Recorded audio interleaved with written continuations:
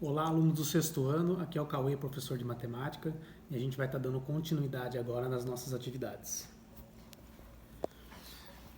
Pessoal, a gente vai estar no caderno, tá bom? Eu mando depois a foto também junto com o vídeo, e vocês podem estar passando tudo isso daqui no caderno de vocês, tá? Assim ajuda a memorizar, tá bom? A gente vai trabalhar um pouco com o assunto de geometria.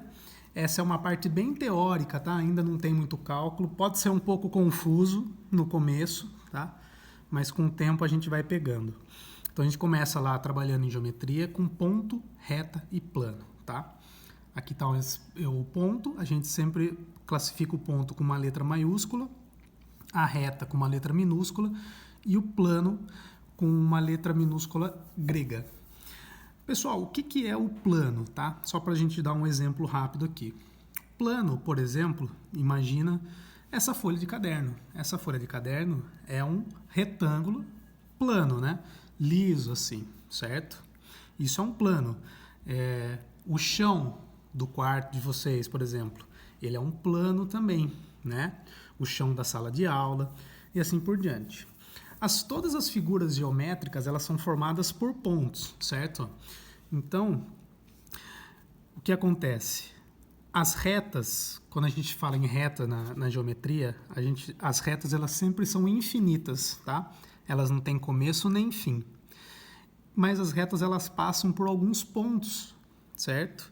E a gente pode, ó, se eu passar aqui as retas, ó, e estabelecer aqui nesses pontos, eu vou ter uma figura formada, que é um quadrado. Mesma coisa para um retângulo, para um triângulo e assim por diante, tá? Então, lembrando que as retas são infinitas e num ponto passam infinitas retas, certo? Infinitas retas passam por um ponto. Na geometria, a gente também tem as figuras planas e as suas versões, que são figuras espaciais. Espaciais não é que vem do espaço, tá? São figuras que ocupam espaço. O que isso quer dizer? Por exemplo, assim, ó, imagina um quarto, certo? O quarto, só o chão do quarto, tá? Só o chão do quarto é um quadrado, né? Se você pensar só no piso, sem pensar nas paredes, nada, só no chão. O piso do quarto é um quadrado, uma figura plana. Se eu considerar também as paredes, né? Se eu subo as paredes e o teto, ele não vai ser mais um quadrado, ele vai ser um cubo. Essas paredes começam a ocupar espaço, certo? Daí que vem de figura espacial. Aí quando eu tenho só o plano, é um quadrado.